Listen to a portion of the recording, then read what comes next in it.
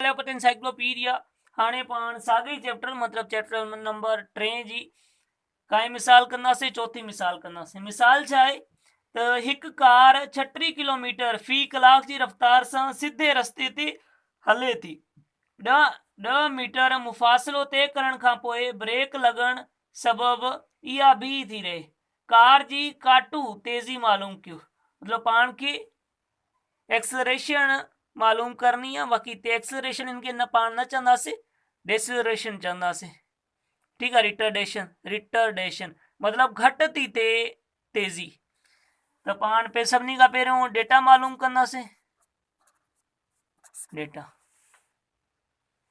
तो डेटा में हाणे पाण खे छा छा मिलियल आहे? पाण खे शुरू वारी मतलब स्पीड मिलियल आहे, इनिशियल वेलोसिटी, वो घणी आहे 36 किलोमीटर 36 किलोमीटर पर आवर, मतलब हिकु कलाक में 36 किलोमीटर। ऐं ॿियो छा मिलियल आहे? पाण खे डिस्टेंस मिलियल आहे घणो, एस के एस सां पाण डिस्टेंस खे ज़ाहिर कंदा आहियूं 10 मीटर। 10 मीटर। ऐं ॿियो छा मिलियल आहे? फाइनल वेलोसिटी, मतलब ब्रेक लॻण खां पोइ छा थी वेंदी? वेलोसिटी 0 थी वेंदसि। मालूम छा करिणो? मालूम ए करिणो, रिटर्डेशन मतलब आहे एक्सलरेशन ही, बाक़ी घटि थी थिए, इन करे पाण इनखे रिटर्डेशन चवंदासीं। ठीकु आहे। जंहिंखे पाण काटू तेज़ी बि चवंदा आहियूं। हाणे छा करिणो? सभिनी खां पहिरियों पाण ही जेको किलोमीटर आवर में मिलियल आहे इनखे पाण मीटर पर सेकेंड में कन्वर्ट करे वठो। सफ़ा सवलो आहे। 36 आहे त हिनखे 36 किलोमीटर 1000 सां ज़रब ॾियोसि। ऐं कलाक आहे त हिकु कलाक में घणा सेकेंड हूंदा आहिनि? 3600। ठीकु आहे। ही हिन में 2 ॿुड़ियूं वयूं, ही ॿुड़ियूं हिननि में, पाण में कटिजी वियूं। 36 जो खोड़ो घणे भेरे लॻो? 36 ते 1 भेरे। हिन 1 खे 10 सां ज़रब कयोसीं त जवाबु 10 आया। हाणे ही छा में थी वियो? 10 मीटर पर सेकेंड। ही इन में कन्वर्ट थी वियो। हाणे मतलब पाण वटि जेकी इनिशियल वेलोसिटी आहे, ही इनिशियल ही वेलोसिटी आहे, ही मीटर पर सेकेंड में कन्वर्ट थी वियो। ॿियो हाणे फार्मूलो कहिड़ो लॻंदो? पाण खे मिलियल छा छा आहे?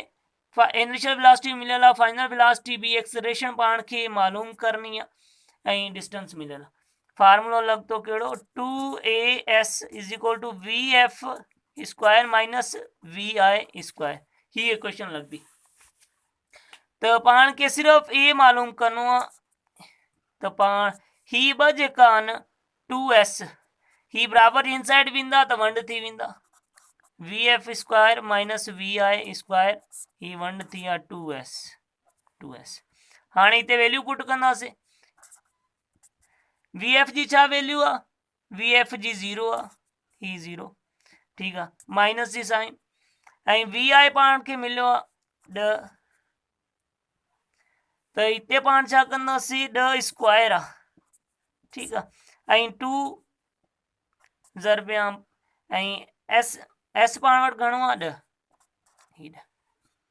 कैलकुलेटर खां बिना या सफ़ा सवलो करण लाइ पाण ही साॻियो लिखूं था।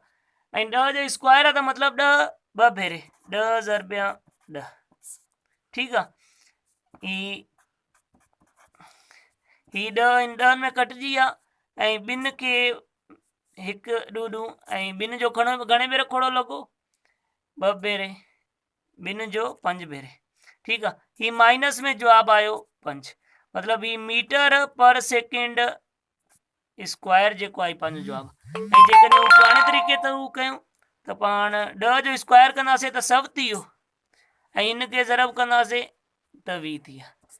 1 वियो 20 ऐं 5 वियो 100, 5 भेरे। ही सफ़ा सवलो तरीक़ो आहे हुनजी कंपेयर में, मीटर पर सेकेंड स्क्वायर। ही पंहिंजो जवाबु आहे। ऐं ही माइनस वारी साइन हितां रहिजी वई, ऐं हिते साम्हूं जवाब जे बि कटिजी निशानी ईंदी। छो जो ही रफ़्तार हू जेकी आहे पाण वटि तेज़ी हू घटि थी थिए, हिन करे माइनस आहे। उमेद आहे सम्झ आयो हूंदो। को बि मसइलो हुजे कमेंट में पुछी सघो था, ऐं चैनल खे सब्सक्राइब करे वठो। मिलूं था नई वीडियो में।